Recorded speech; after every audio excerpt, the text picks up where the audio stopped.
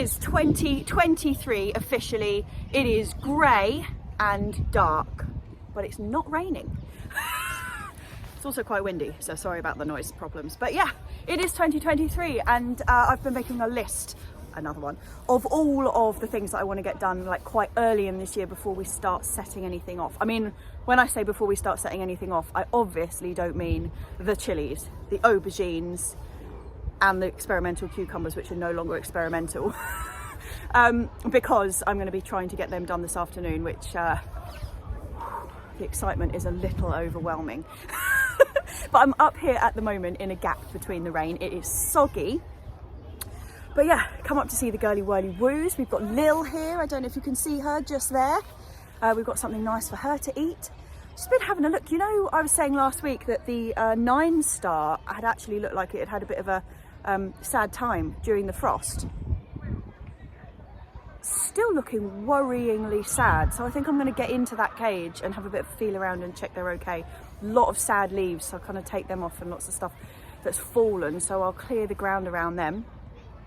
What else have we got going? Oh yeah, I've noticed that the bed that I planted out with cabbages, there are red cabbages and also some, I can't remember whether they were purple sprouting broccoli or not now. I'm a bit lost. I'll have to look for what I planted in there. They were the ones I bought as plug plants. Like half of them have just vanished. So I don't know what's going on there. So I'm going to go and have a nose at that. Hey girlies, to go and find out what's going on with the vanishing plants. Yes. Bought the strimmer battery up with me today, but I don't think it's going to be strimmy weather. It's just all a bit sludge. Once again, I shall be replacing the cloche tops that have blown off. God, it's just so exciting. I don't know what to do with myself. These cloches are so fantastic, but I really need to get some more pegs on them because I clearly don't have enough. They've blown off every time I come up here. So they are covering up the spinach and the American spinach that I planted out that I genuinely don't expect to do anything over the winter. They're just sitting here establishing until spring, when I'm hoping they're going to rock it off and we will have nice early spinach.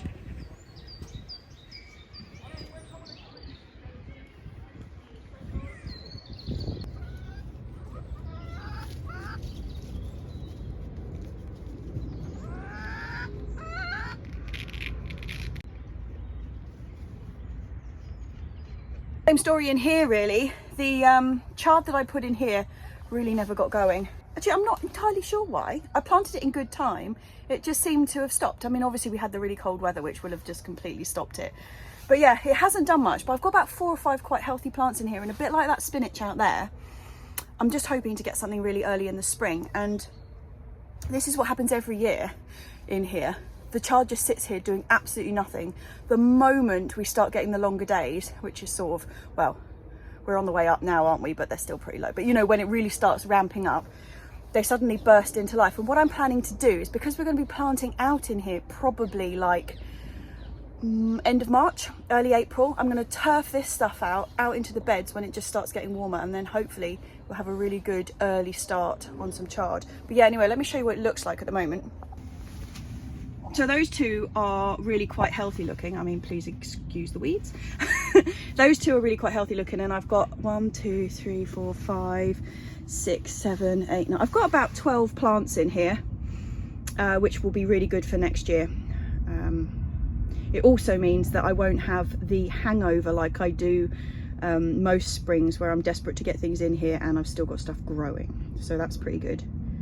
What I really must do in here is top up this soil. I know I complain about the soil in here all the time, but when we first built these beds, we're pretty skinned and so we needed to go and buy some compost, and we really did buy just pants, like the cheapest compost we could, which wasn't the best plan really, and we've suffered for it ever since, even though I've tried to amend it and do everything, and also our inconsistent watering doesn't help with that. But I have also just decided to bite the bullet, and although we keep buying stuff to put in here, and I pumped it full of vermiculite last year and everything, what I'm going to do is, the compost bins are ready to be turned. So my third bin, which I've taken about a third of the compost out already, we've used it for other stuff, I'm just going to empty practically the entire bin straight into here. I know it's going to be full of weed seeds, but do you know what? I'll just weed it.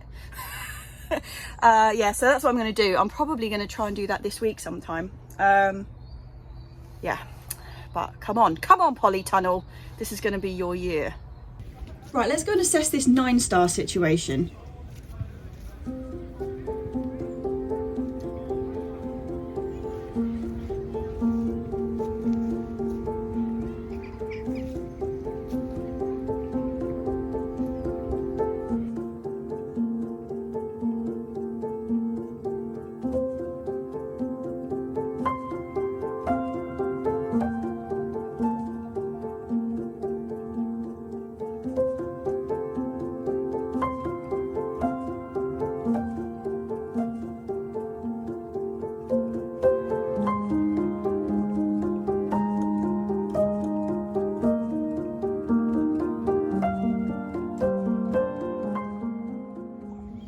Yeah, not great.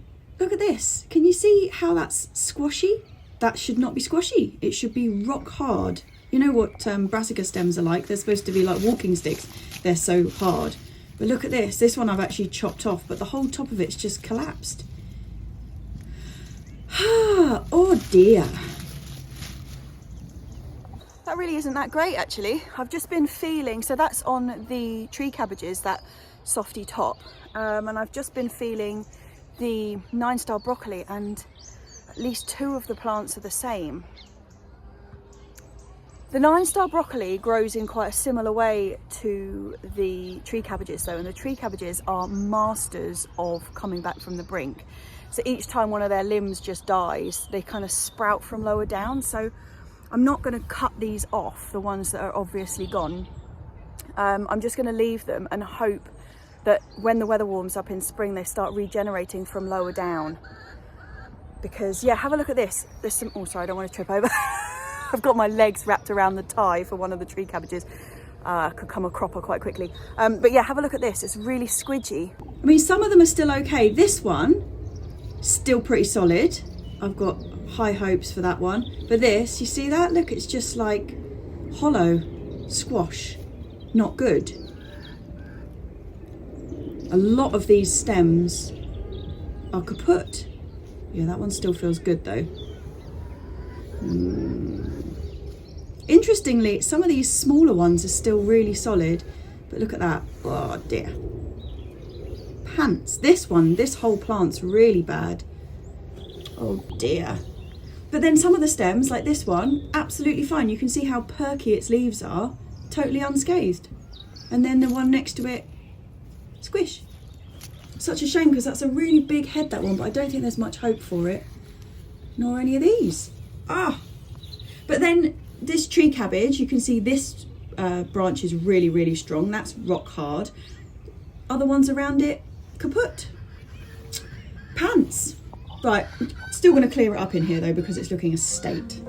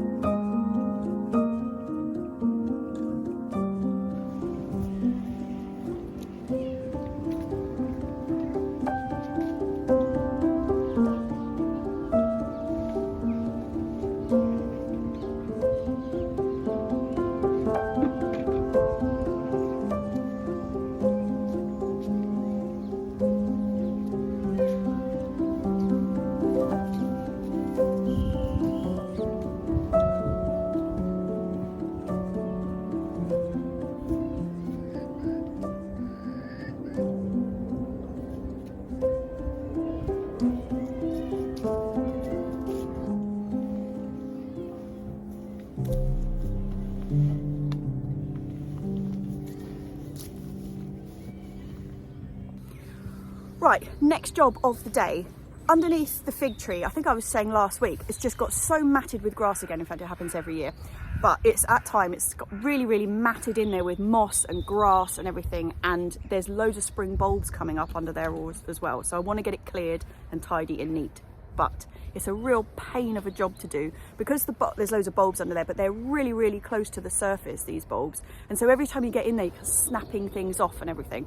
And also the fig tree itself has got these really feathery roots, which are only like this far under the surface. They just form this like mat. When you're trying to get the grass out, you're either slicing through a bulb or you're slicing through the fig roots, or you know, it's really fiddly and irritating. But the ground is really soft at the moment because we've had so much rain, and I have this secret weapon.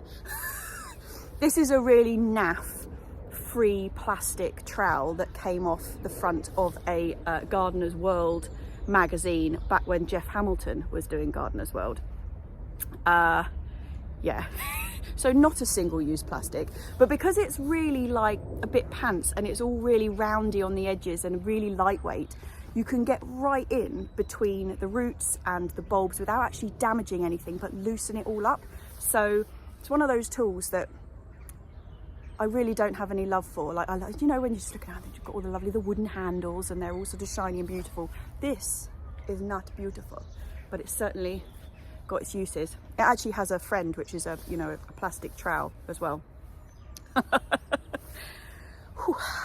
Right, so I'm going to get in under the fig tree and try and clear it up because it's looking a mess. You can see how matted it is, and in there the bulbs are coming up. So those ones are actually really quite advanced, but there's loads of them which are only like just emerging from the surface, which are the really vulnerable ones, all in with this grass and moss. And yeah, it's just really difficult not to damage them when you're trying to get this out, but it needs to be done. It needs to be done.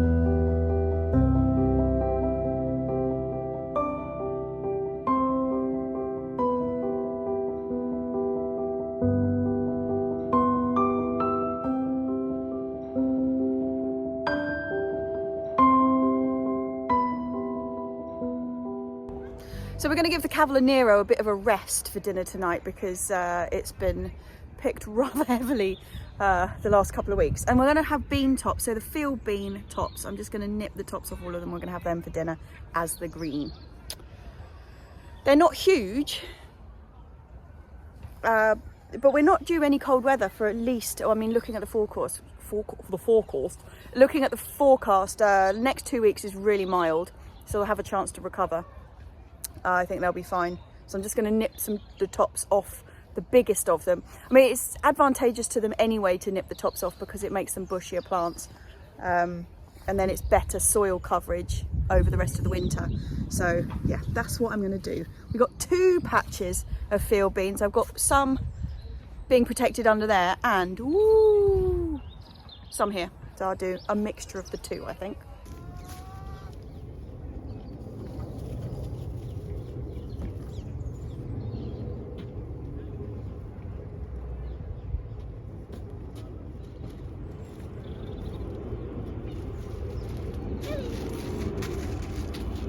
I know I've gone on and on about how great I think field beans are in the past. In fact, I've done a whole video on field beans. I'll link it in the text underneath the video and also at the end of the video, I think.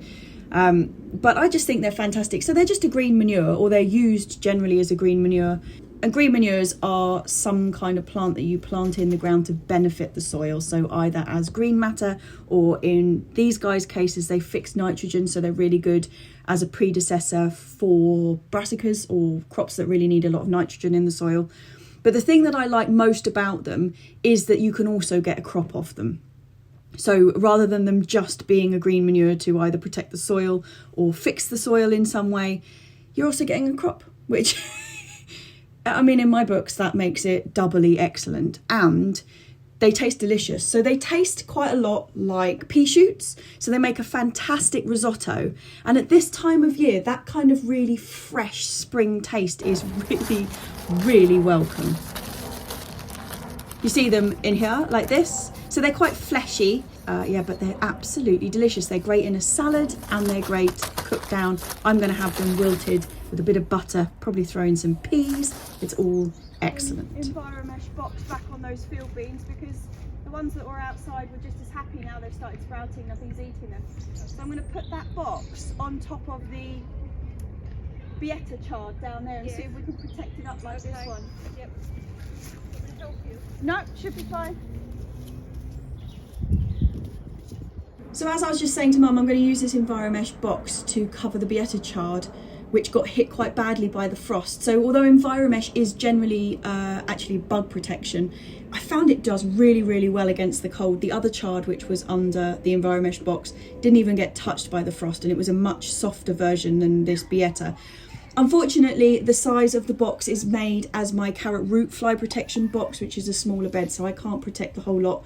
But these ones that are inside should really benefit from having this on top. And along with the field bean tops for dinner tonight, I'm going to dig up some more Jerusalem artichokes. You see someone's been digging around in here already. This one's just lying on the surface. But never mind, I'll take that one too. And I'm just going to take a couple more of these and have them roasted. So I get asked quite a lot for recipe ideas for Jerusalem artichokes. And I've got to be honest, I'm not that keen on them in any other way that I've had them other than roasted. You can make soup out of them, and you can make like a dauphinoise out of them, but just cut in half, olive oil, salt and pepper, and in the oven for an hour so that they go all caramelized and crunchy and beautiful. Any other way I've had them, I just find them a bit disappointing, and they're quite a distinctive flavour. So I find the soup really overpowering. It's like being hit in the face by an artichoke. So I'm much keener on the roasted version, because it's just one of those flavours that you can really overdo. Not only are they slightly overwhelming in flavour, or they can be quite overwhelming as a plant as well. So I dump these ones in the ground right up here next to the compost bins, where it doesn't really matter if they spread a load, but they can be quite invasive. So if you're thinking about them, think about hemming them in somehow. Otherwise, you're going to be Jerusalem artichoked out pretty quickly. Ooh, you've been busy. Look at this. Do you remember last week I was in here just bemoaning about how terrible it was looking in here? Look at this. Mum has been tackling the side of the fruit cage. It's looking fab.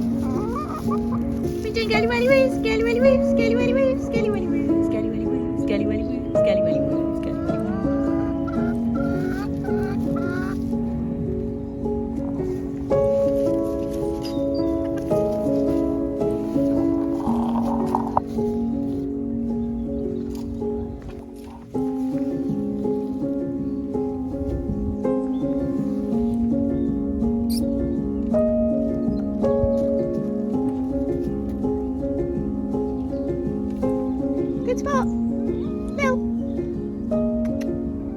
Yeah, good spot.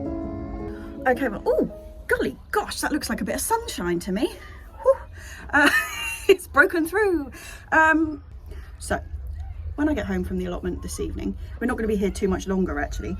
Although the sun's just come out, I think it's about to set. Yes, so it is going to be chilli and aubergine sowing time. Which you might be able to tell I'm just a tiny bit excited about. But I need to clear out some trays, and in the greenhouse at the moment I've got some stuff which was going okay before the frost got by the frost. Sorry, I'm shaking. I'll just rest you on the side there. Is that better? A little bit. Which was which has died in the frost basically. So I need to clean out those trays, and then we will take them home and sow some excitement into them. So like these chaps here, they're not going to do anything now, although I might save a couple of them. These ones can be saved. I can save a couple of them. But yeah, basically that was the basil. Not looking too hot. This was some fennel which I didn't get out, and I've got some over there which I don't even know what that was. Yeah, so I will clean this out. Actually, oh look, I've got 3 under there. Brilliant, brilliant. Actually, rather than chuck this spent compost into the compost bin like I normally would, I think I'm just going to throw it in the polytunnel, seems as we're trying to build up a bit of soil depth in here. Found much? Oh, wow. Mum is currently doing the trawl looking for tree roots, so we have got trees all along the side of the plot, and although there's plastic in the bottom of these beds, the tree roots just come straight up into here seeking the nutrients and the water and everything. So as soon as we've got a gap in planting in here, it's a case of just rummaging through and trying to pull as many of them out as possible. You can see how feathery they are. They just take everything out of the soil, which is a bit of a pain. But it's the reason that we don't have much growing up this side of the plot at all, why we've got the shed and the chicken house and the polytunnel and the netting shed and the pond all up this edge of the plot, is that basically the ground is completely taken over by these tree roots. So we just know that this side of the plot is really, really dry. Okay, couple of trays, ready for sowing.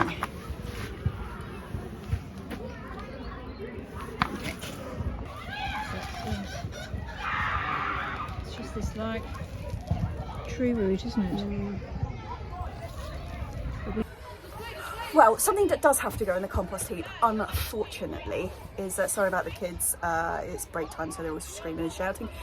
But so you remember that I've had the pumpkins. In fact, you can just see like Uchikukuri is just curing in here. That survived the frost, no problem. But the tromboncino that I had in here has a nut survived the frost. And it's a pretty hideous mess that I'm going to have to try and scoop into some receptacle and get into the compost too. That's not nice. Yeah, it's gone. It looks fine. It looks fine from the outside, but earlier this morning when I got into the shed, I was like, oh, that looks a bit weird, and touched it and it was just like, not nice. So, yeah, great. I'm gonna have to scoop that up now. What am I gonna get? A bucket, I think.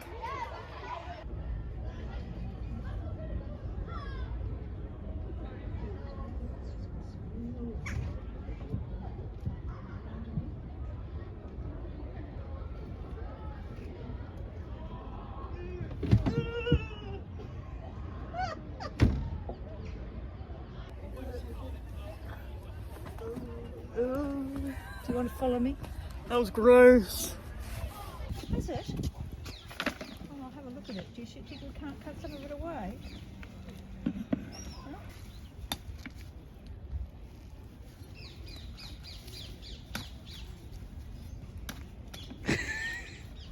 Oh, that's really disgusting. I think it would just rot down, no problem. Sure, it's pretty as rotten. Yeah.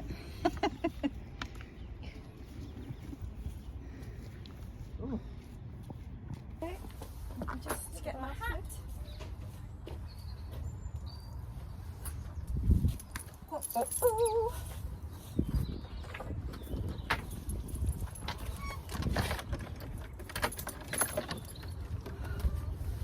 Going home to sow chilies and aubergines and cucumbers. See you later, whirligigs. Bye. Bye. See you tomorrow.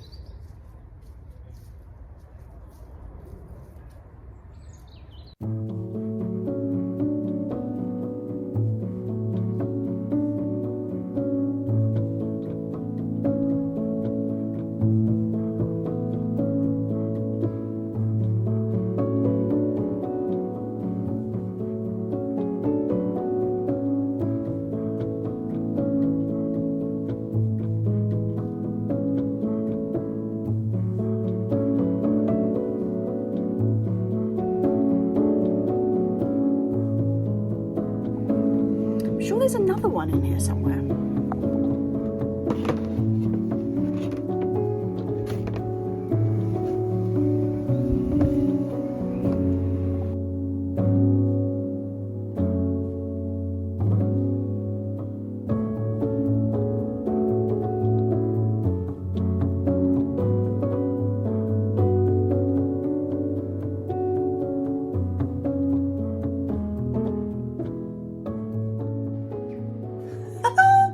It is that time. It is that time. So, chilies, peppers and aubergine are going to go in today. I'm not going to do the tomatoes. I know a lot of people do tomatoes at this time as well, but I've got quite limited space in terms of heated propagators. I've just got the 2 and those shelves downstairs, and I don't have space in them to have all of the tomatoes and all of the chilies and all of the peppers and all the aubergines and everything in there at once. So I tend to do them in 2 waves. Starts off with the chilies and the aubergines and the peppers, and then I'll do the tomatoes like February, probably February. I mean, once these guys are all up and able to come out of like the heated propagators and just go under the lights, that's when I'll get the tomatoes in. Just space issues, you know. But yeah, I'm pretty excited about this. I'm growing pretty much exactly the same chilies, aubergines and peppers as I was last year. I'll go through the list of the varieties again, but basically I'm doing the same ones again because luckily enough I had seeds left over and I didn't get to try almost any of them last year. In fact, I didn't get to try any of them last year. We got 2 aubergines in the end. No, we got 3 aubergines in the end. We got 2 off the Black Beauty, which is just like the bog standard I am a black aubergine. And then one which is called Bianca, I think it was. Anyway, it's a white one. So we got one of those as well, which was absolutely delicious, but obviously just the one off a plant that was like only about 20 centimetres tall because of all of the joys that happened last year with the water. So I am going to go downstairs and I'm going to sow my little heart out, and I'll talk to you about the varieties over the top of that while I'm doing it. Yeah, I'm so looking forward to this. I'm so looking forward to it. I'm going to do a separate video actually, hopefully next week, of all the things that I am going to sow in January. It's not just going to be these. I've also got some other bits and pieces that I'm going to sow.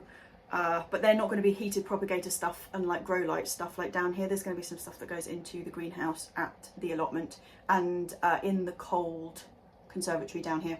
So yeah, that's all coming up later in the month, but let's just go and do this because I'm so excited.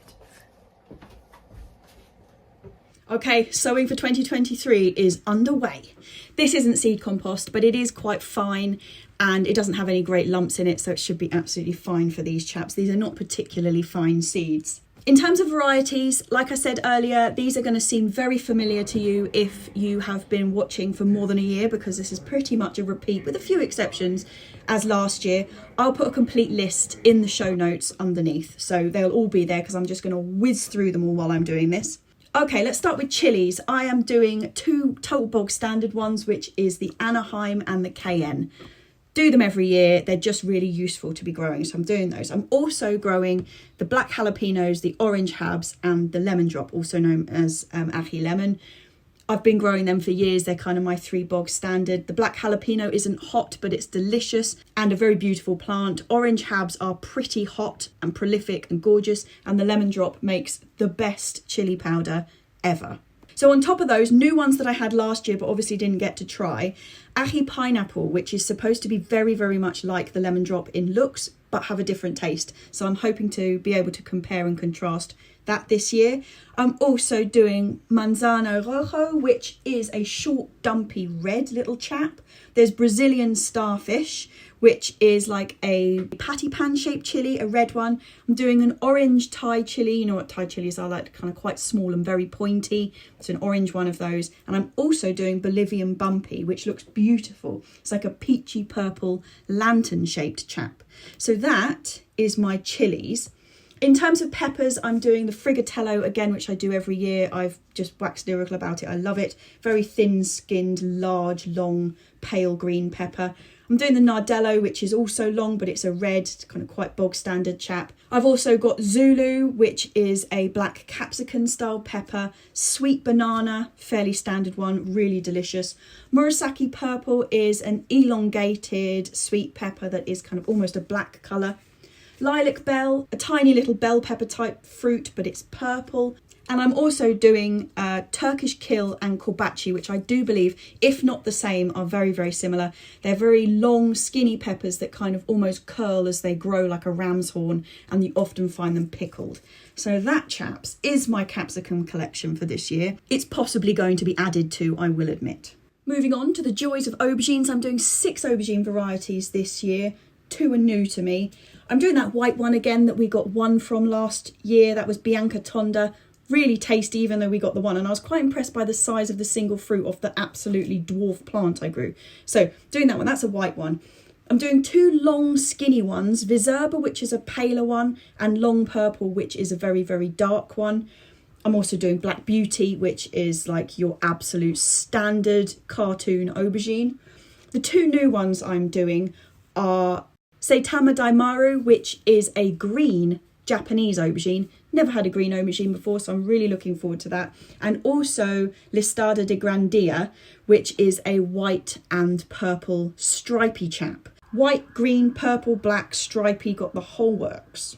I've only sown 2 of each. Space reasons, and I really only need 1 plant of each in the end, so I'm hoping 2 will give that to me. They're all going straight into the heated propagators on this little shelving unit, which is also next to the radiator, because they need a really quite high compost temperature to germinate. They need to be sort of somewhere in the late 20s, early 30s to kind of get going. So I've had a problem before that the heated propagators themselves don't quite get to temperature, so the radiator just gives them that added boost. At the moment they're in the dark, but the moment they start germinating, I will get the lights out and onto them. Watering this year, I'm only watering with rainwater. I've been busy collecting it in buckets outside. I'm not going anywhere near the tap this year. That was my lesson last year, no tap water. Okay, so that is the chilies and the aubergines and the peppers off on their way, heating up nicely in their little hot box. The next thing I'm going to do is follow on from last year, where I sowed 2 Socrates cucumbers on the 1st of January and they were a raging success.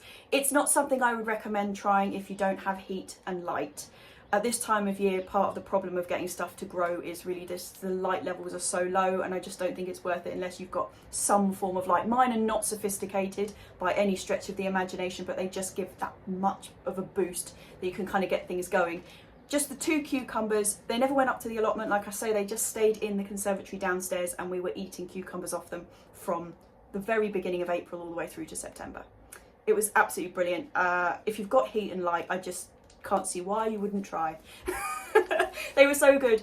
I particularly think it's worth giving it a go with these Socrates cucumbers. We grow these anyway, like normally in the greenhouse up at the allotment, but they're not as small as a lunchbox cucumber, but they're also not enormous, which lends them quite well to doing out of season growing.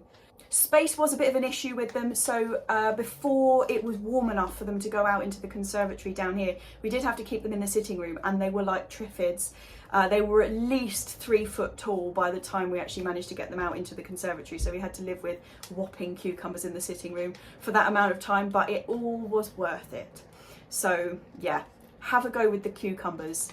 It was brilliant. If anybody tried them last year, because I know I tried to encourage everybody to have a go last year, if anybody had a go and it was a success or not a success, let me know, because I'd be really interested. I'm also interested to know if it was just a fluke that mine worked so well last year. Let me know. Unlike the aubergines and chilies, I'm sowing the cucumbers into separate, like individual pots. Quite a different style of seedling. The chilies, aubergines are quite petite, and when they come up I'll be able to separate them out without too much trouble from each other. The cucumbers are a bit like the courgettes and all of this family, where they come up huge. They're really fleshy, they snap very, very easily, and they don't like being handled at all. So I'm starting them off in their own individual pots, and as soon as they germinate, as soon as they come above that soil surface, I'll get the lights on them to try and slow their growth, and then I will pot them up as soon as they've got one true leaf. And that, chaps, is my first wave of sowings for 2023 done. Morning, we're back up the plot, and I've come up here with action stations in mind this morning. You know, on, what was it, day before yesterday, I was talking about that I'm probably going to put the third compost bin, so the ready stuff, just straight into the polytunnel. Well, I was lying awake last night thinking about it, and I've decided it's a good idea. Yeah, what do you lie in bed thinking about in the middle of the night? Compost heaps. Yeah, rock and roll. But yeah, so that's what I've just come up here this morning, and I'm going to just do that. So emptying that third bin straight into the wheelbarrow, straight into the polytunnel. Action stations. Or do I want a hot chocolate first?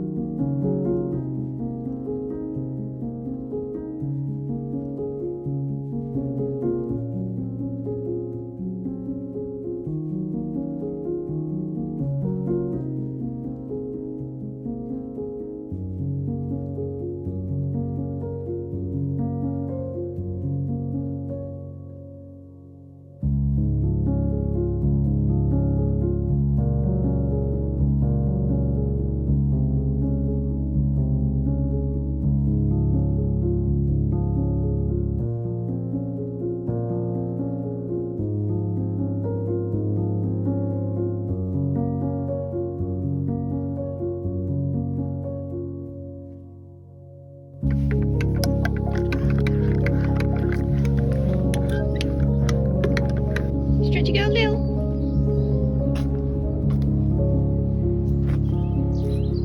I've got hot chocolate, Lil. I have. Yeah.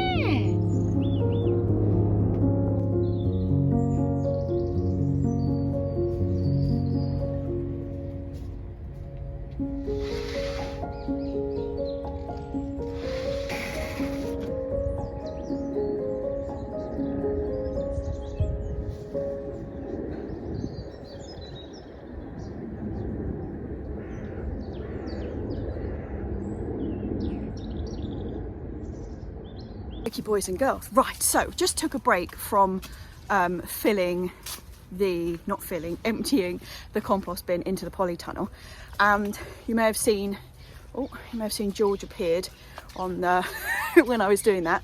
So just had a hot chocolate, and he said he's got a Loganberry for me. Now, he had one of these last year and I forgot to pick it up from him, which was annoying, but look at this. beauty. So that is going to go into the fruit cage, which is right where Mum has been clearing yesterday, and she carried on a bit today. So we're going to put that in. It's exciting times. Exciting time. I mean, it's absolutely massive and tendrils everywhere, so I'm going to chop it right back, but I'm going to put it straight in because it's bare rooted. I was going to put it in a pot, but I think it's probably better to just get it straight in the ground.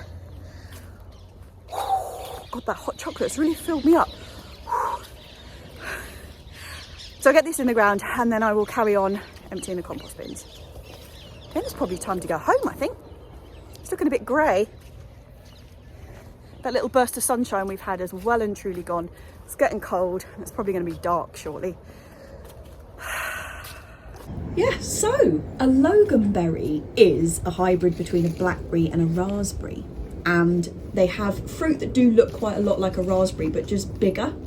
And the plants get really quite big themselves. So I'm giving it one whole end of the fruit cage just to itself. Here it is. Looks very lovely. It does. I'm just going to get it into it. George said to put it straight into the ground. But we could just put it straight in and then put manure around it as a mulch. Do you want to? Yeah, I think maybe we'll just put it straight in. I've got the spade up there already for the compost. Come on, little chap, to the fruit cage.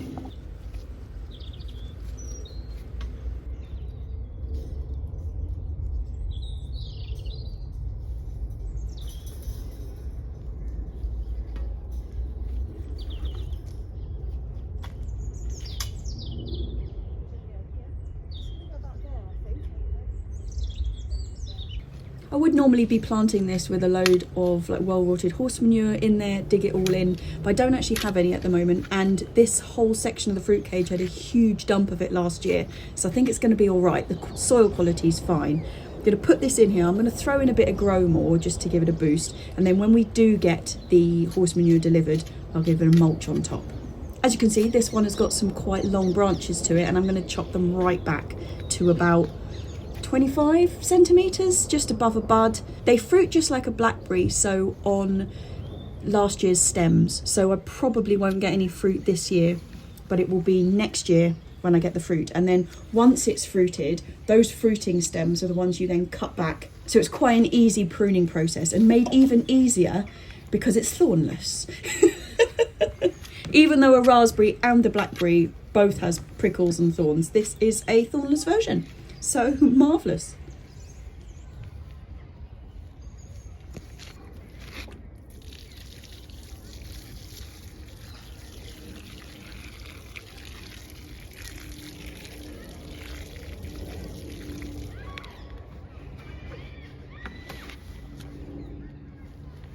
So that's pretty exciting.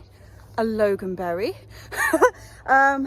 That's great. So the plan is in here, I've got this grape up this side, which is going to kind of go at head height around this edge of the fruit cage, and then the Loganberry is going to grow up and grow at like head height across that side of the fruit cage.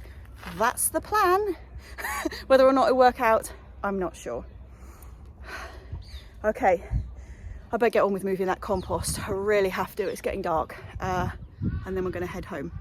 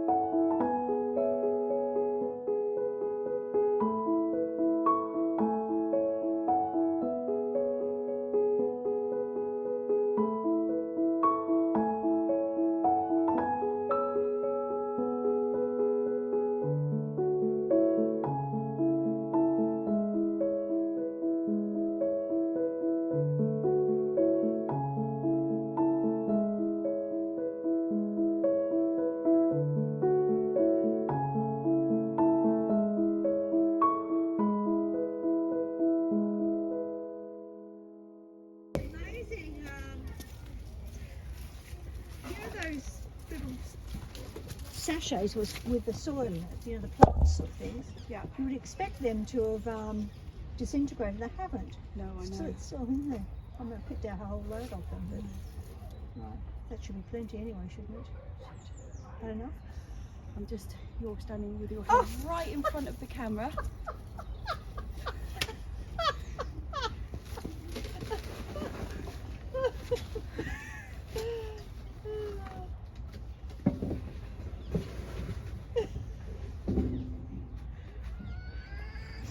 We're nearly at 3 years, still not used to it. I don't even look for where it is. There you go. I'll take that back to where you were. Okay.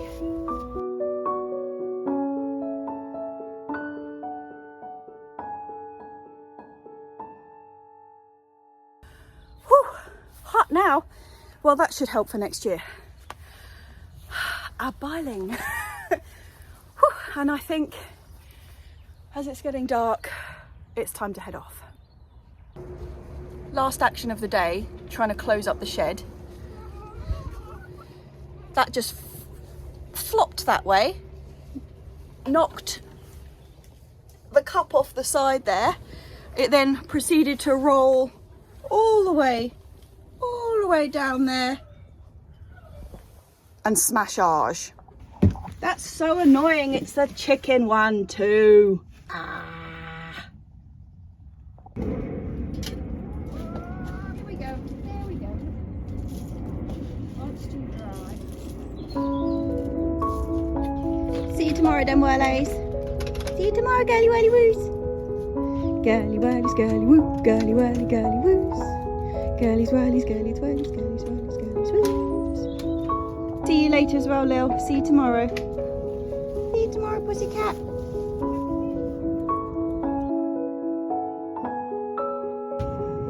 Mum's just informing me she's tidied up.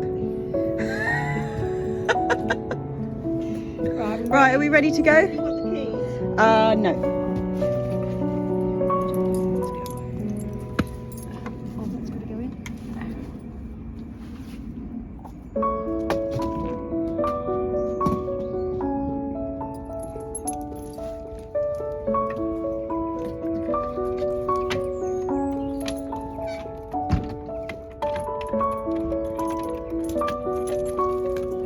Ready? Yep. Let's go.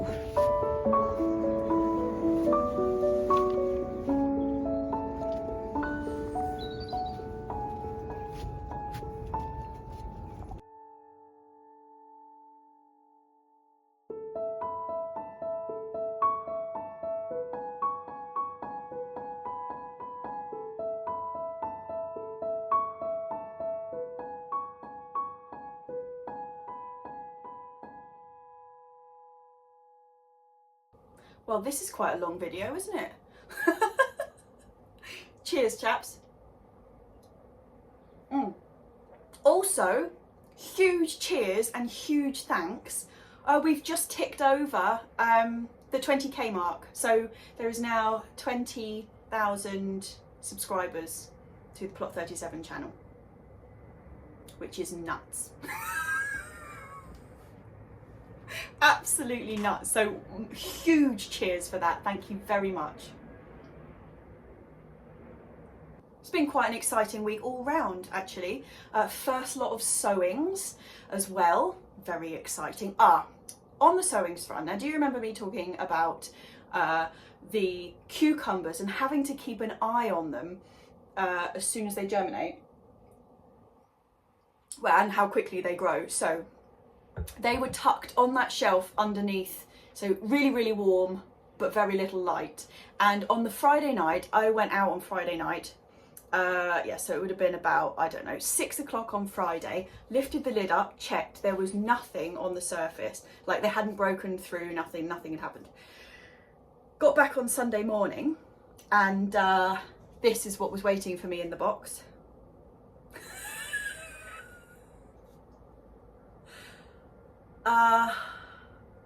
It's a bit leggy. So what I'm going to do with these, both of them are the same, poor little things. It's amazing, look at that, that amount of growth in, what was it, Friday night to Sunday morning. Yeah, like 6 o'clock Friday night to like 9 o'clock Sunday morning. So I'm going to get the grow lights out now and go and plug them in and put them on top of these chaps.